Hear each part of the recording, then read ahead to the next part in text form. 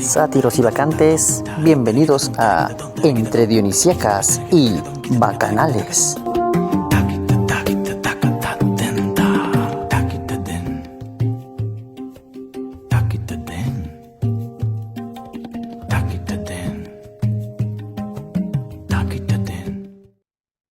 La necesidad de hacer presente nuestra cosmovisión ancestral ha llevado a que surjan propuestas que buscan reflejar las identidades, tradiciones y cosmovisiones de nuestros pueblos originarios.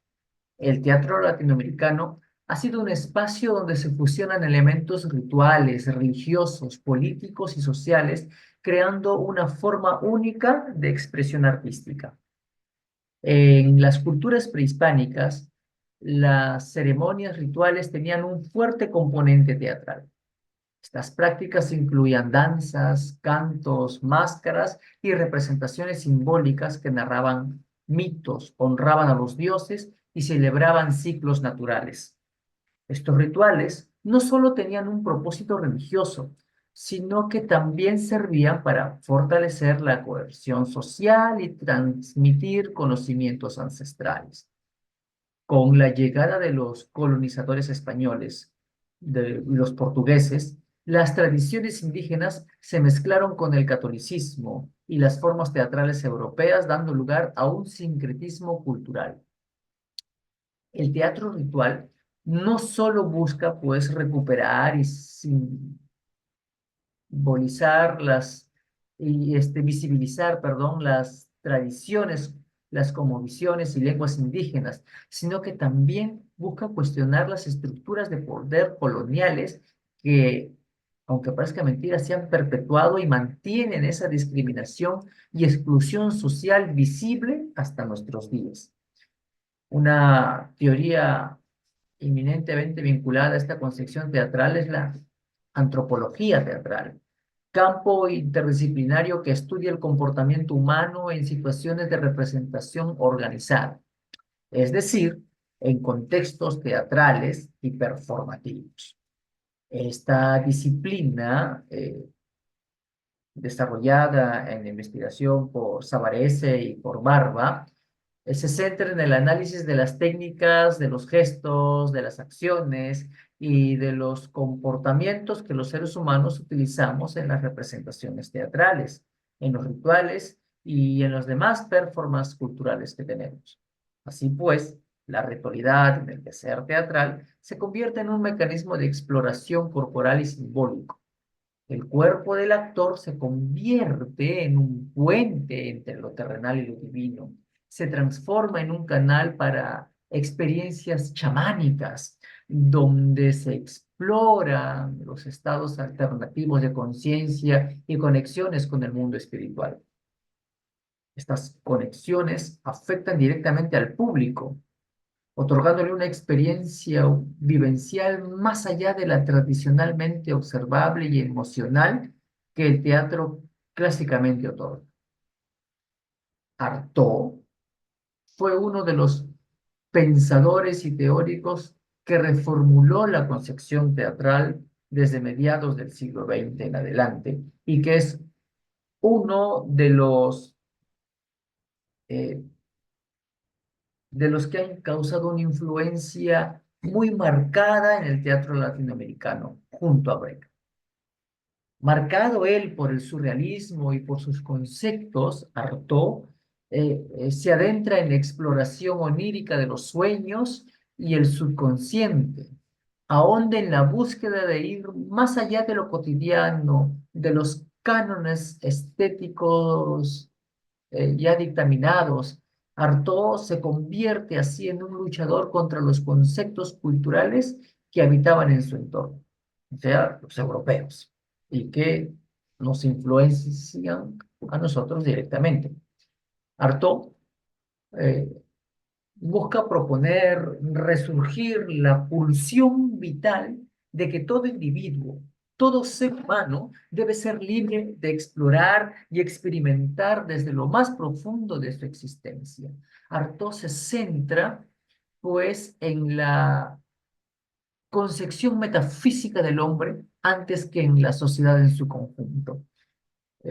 busca catalogar a la sociedad occidental como una sociedad vetusta, trasnochada, envuelta en manierismos eh, de capas civilizatorias, incapaces de salir de su burbuja, una sociedad occidental cuya cultura ha fracasado en rescatar al hombre del hambre y de otras atrocidades propias del progreso occidental.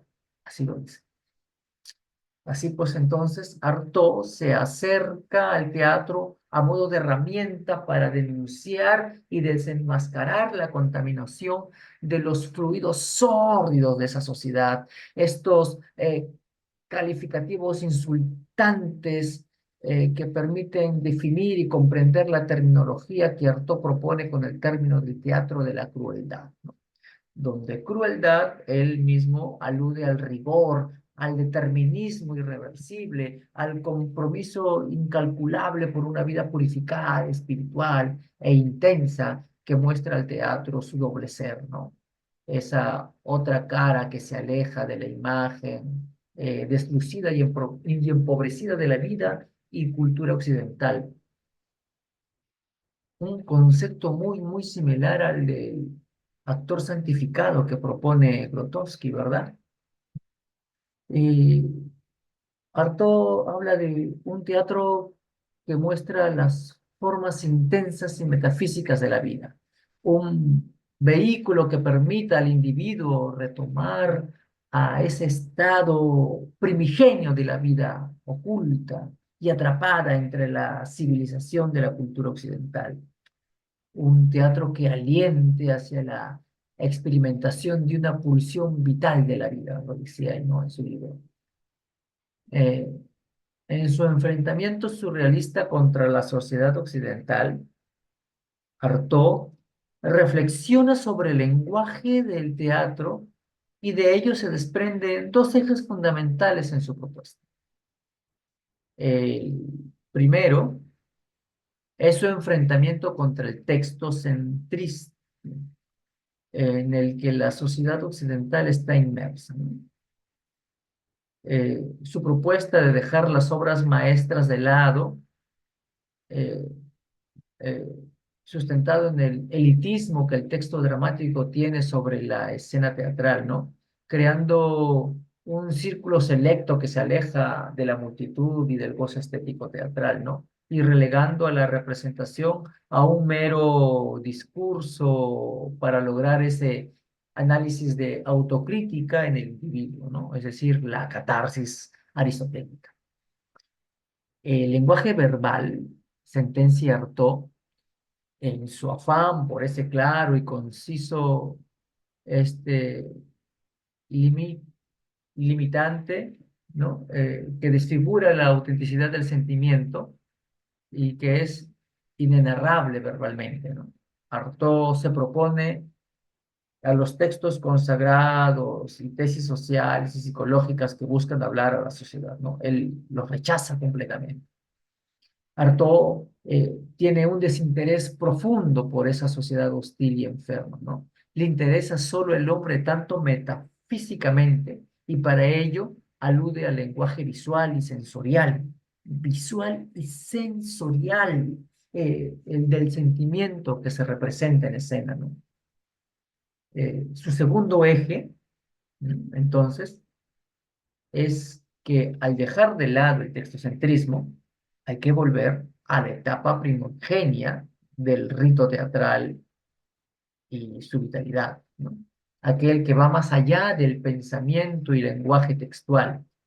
Artaud propone esa concepción y recuperación de un lenguaje del cuerpo y sus formas, del espacio y sus códigos, de los objetos y sus reformulaciones simbólicas, ¿no? En las posibilidades que otorga el espacio escénico y en la sonoridad y musicalidad del texto, antes que en su significado etimológico y morfológico.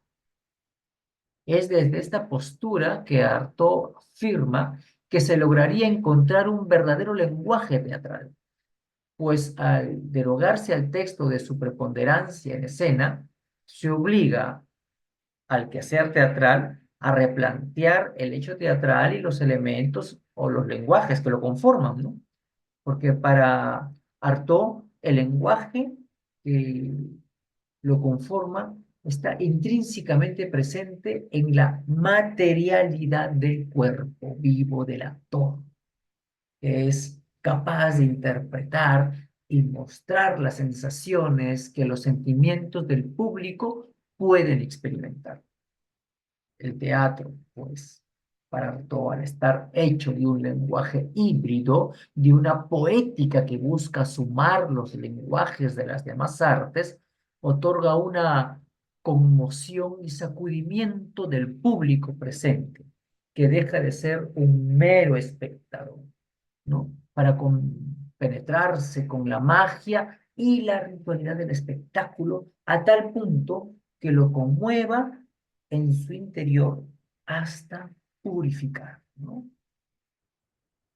Para Artaud, el teatro occidental tiene una única salida de salvación si es que retoma, si es que retorna, ¿no? Si es que vuelve, si es que renace desde sus formas rituales y sagradas, ¿no?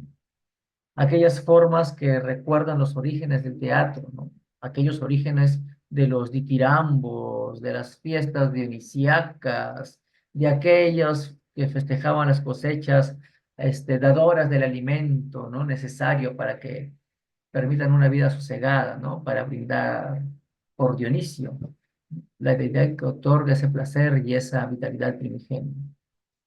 Con esta concepción, Artaud nos hace recordar que el teatro y la religión tienen una simbiosis, un primigenio y único origen, pero que con marcadas diferencias, ¿no? Si bien ambos son ceremonias del orden sustitutivo, en el teatro esta sustitución es ficcional, mientras que en el rito el simbolismo es real y la representación es sustitutiva, pero no ficcional, ¿no? O sea, levanto el cáliz y digo, esto es el cuerpo de Cristo, ¿no? Y el quien lo recibe está convencido de ello, ¿no? Es una representación, pero el acto ritual es verdadero. Artaud, perdón, denuncia que eh, la ritualidad de la religión occidental se ha convertido en un acontecimiento deslucido, regido por el tradicionalismo aburrido, olvidando el misticismo que el acto ritual debería representar para hacer entrar al hombre en una congoja eh, por sus acciones contrarias y decadentes que el mismo hombre ejerce y que le impiden desarrollar una vida armoniosa y social. Artaud insiste en denunciar esta actitud deslucida de la ritualidad religiosa occidental y buscar una explorar los aspectos internos del hombre metafísico, buscar rescatar la pulsión vital, revertiendo en materia civilizatoria que tiene a la cultura occidental inmersa en ese crimen, ¿no? En esas obsesiones eróticas, el salvajismo utópico de perpetuar esa existencia caníbal que tiene, ¿no? La sociedad occidental. Y no solamente creo que se refiere a la sociedad occidental en tanto a Europa, ¿no? Sino también al continente directamente influenciado por ellos, ¿no? Que somos nosotros, eh, toda América y también después influenciados hacia Oriente, ¿no? Sus garras que han extendido. Artaud propone, pues, ante esta situación, un teatro de rito con significancia metafísica, ¿no? De autenticidad, de auténtica ilusión y verdaderos actos impulsivos de sueño, ¿no? Desde un plano no fingido, lo dice él. Un teatro que explore experiencias transformadoras que provoquen una catarsis en el público. no esa catarsis aristotélica que busca purgar al individuo en bienestar de la sociedad, ¿no? Porque, repito, a Artaud no le interesa salvar a la sociedad decadente, le interesa el individuo en tanto un ente metafísico, ¿no? Entonces, Artaud propone tres elementos preponderantes para desarrollar un teatro verdaderamente primigenio, ¿no? El primero, que debe deshacerse del pedestal que coloca los textos clásicos como un único elemento importante dentro del hecho teatral y buscar inspiraciones en las leyendas, en los mitos, en las historias antiguas, en los hechos históricos, en los cantos, en los relatos bíblicos, ¿no? Donde más que la palabra que se pueda narrar el argumento, son los cuerpos y las acciones que acontecen para poder hacernos experimentar la historia que se pretende contar. Eh, Otro punto es perder el sentido de la dualidad entre el autor y el director y reemplazarlo por el de un demiurgo, un creador único, un demiurgo teatral, ¿no? Un maestro de ceremonias, dice él, ¿no? Que no crea un objeto de comercio, sino un espacio, un campo repleto de sensaciones y experiencias, ¿no? Y el tercer punto, Artaud manifiesta sacar al teatro de los edificios y abordar otros espacios, otros campos, otras posibilidades, ¿no? Así como la religión santifica las iglesias, así el teatro debe transmutar el espacio cotidiano en un espacio santificado donde acontece el acto ritual del teatro. Con estos tres puntos, Sarto busca pues que el teatro se vuelva un acto ritual, que rompa con la división entre el público y actores, porque hace que todos sean partícipes del acto ritual, haciendo que el acto teatral envuelva al público hasta conmocionarlo, sacudirlo, compenetrarlo con la ritualidad y la magia del espectáculo, exaltarlo interiormente hasta purificarlo.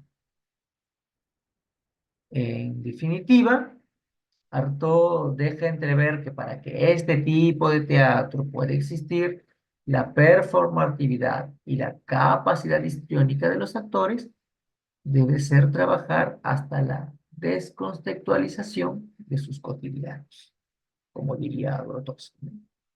Solo así se podría explorar el significado infinito que el teatro guarda en el misticismo de su simbología. Y es esta concepción teórica de Artaud, si se dan cuenta, que ha reflejado directamente, ¿no?, en el teatro latinoamericano, ¿no?, que por su necesidad de hablar sobre sus dolencias, acoge la propuesta política de Brecht, ¿no?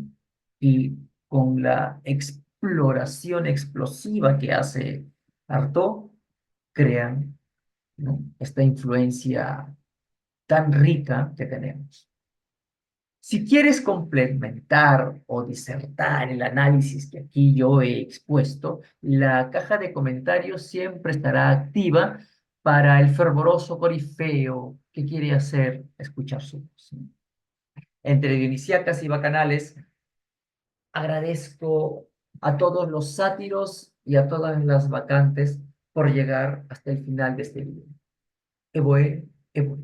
Adiós. Esto ha sido todo por hoy. Muchas gracias por estar atentos y nos vemos en nuestro siguiente podcast de Entre Dionisíacas y Bacanales.